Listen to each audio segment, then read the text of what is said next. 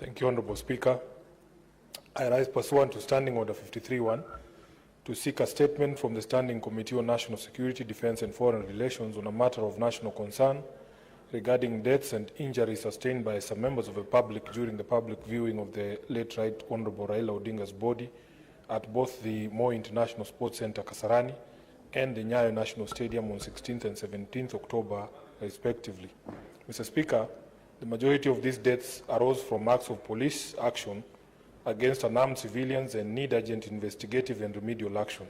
A few others were occasioned by stampedes caused by the said police action.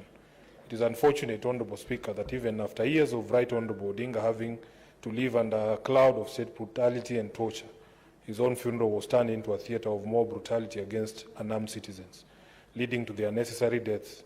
The silence over these deaths and the acts of police brutality has been characteristically loud, yet the families have been sent into double mourning for their own and that of the Right Honorable Odinga. In the statement, the committee should address the following. Number one, the exact number of deaths and injuries arising from the events at both stadiums during the funeral ceremonies, detailing the cause of death in each case, and where police bullets were the cause, the progress of investigations to establish culpability for immediate prosecution. Secondly, measures in place to ensure that compensation for deaths and injuries from the two stated days will be extended to the families of the departed. I thank you, Honorable Speaker.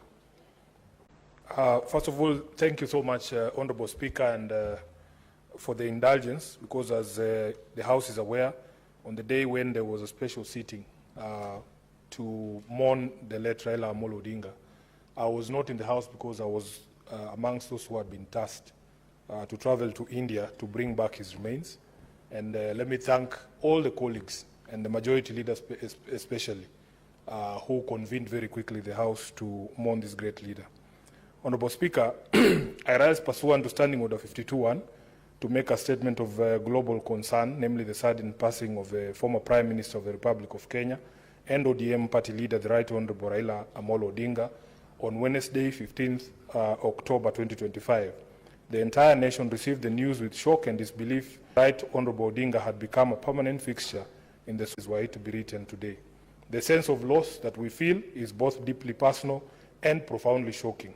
On behalf of the ODM party, with a firm commitment that as students of the late Raila Odinga, it behooves all of us that even at this difficult moment to remain true to his teachings. Mr. Speaker, allow me to acknowledge that the late Raila Odinga taught us everything: how to fight for justice and freedom, how to build bridges across ethnic and political divides, how to remain true to ideals and conviction, as well as how to sustain a big political movement in the face of constant adversarial pressure from political foes. The only thing we have now learned is that he never taught us how to mourn him. Admittedly, therefore, we may have fallen short of his standards and threshold during this mourning period, sometimes seeming to pull in different directions, while most often caught up in the evident confusion and emotional blur that accompanied the public outpouring of grief following the death of our beloved leader. We take responsibility for any shortcomings from the leadership during this particular period. The Senate of the Republic of Kenya must certainly be aware of the role that the late Honorable Odinga played in its conception, in the long journey of constitutionalism and the new constitutional order, especially with regard to the evolution and the growth of parliamentary democracy. No one played a bigger role than the former Prime Minister. In the birth of the 2010 Constitution, which restored the bicameral parliament in this country, reference to Right Honorable Odinga as the father of devolution was not without cause, for everyone acknowledged that his vision, foresight, and consistency brought towards a better constitution ensured we are all here today. Individually and collectively, we owe the departed Prime Minister a debt of gratitude. His place in the nation's history and in the world as a leading international statesman is guaranteed forever. Be that as it may, Mr. Speaker, this period has also opened our eyes to the sheer popularity that the Honorable Odinga enjoys across the globe. The tributes have poured in from every corner of the world. His life have been quite touching, some of them quite creative, like the clip of Tanzanian youth jumping into the sea while holding celebratory placards, or random travelers breaking into renditions of the late Odinga's favorite tune, Jamaican Farewell, by Harry Belafonte. The love has been heartwarming. Even though this has been the most difficult period of our collective lives, the love and support has been phenomenal. Mr. Speaker, may I also pay tribute to the greater Odinga family, led by Dr. Oburu Oginga, who's now our new acting party leader, and Mama Ida Odinga for the long years that they not only shared their son, their brother, their father and husband with the world, but became a pillar on which he found comfort and safety through very turbulent years of a thoroughly consequential political life. Because of them, the Raila Odinga phenomenon was made possible. We will always celebrate them and the sacrifices they have made on behalf of millions. To all the heads of state and government across the world, to the supporters, the ordinary citizens and the admirers of Raila who mourned with us, we saw you, we heard you, and we say thank you. Mr. Speaker, the outpouring of grief since the death of our leader, manifested by the millions who turned up to bid him farewell, as well as the emotions and passion expressed by citizens so far, confirm what we have always known, that the Right Honorable Odinga was a people's living institution. Therefore, we stand on hallowed ground today when we mourn him.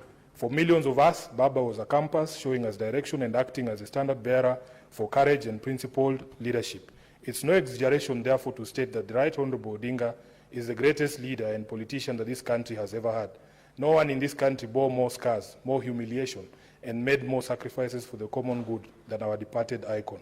In the face of such challenges as Raila underwent, lesser leaders would have capitulated and given in to the allure of wealth, greed, tokenism, and bad governance. But the great Raila held his head high, stuck to his conviction, and lived a life that became a school on its own. Finally, Honorable Speaker, today the nation stands together to salute its favorite son. His legacy lives on, his dreams alive in us. As he watches over us from a peaceful place, we make a solemn vow to never compromise on the principles he taught us and the ideals by which he lived. This was an icon of justice and democracy revered across the world. I am privileged, Honorable Speaker, to have known and worked with him. It has been the greatest honor of my life to serve at the feet of the enigmatic Raila Amolo Odinga. May he rest well. Thank you, Honorable Speaker.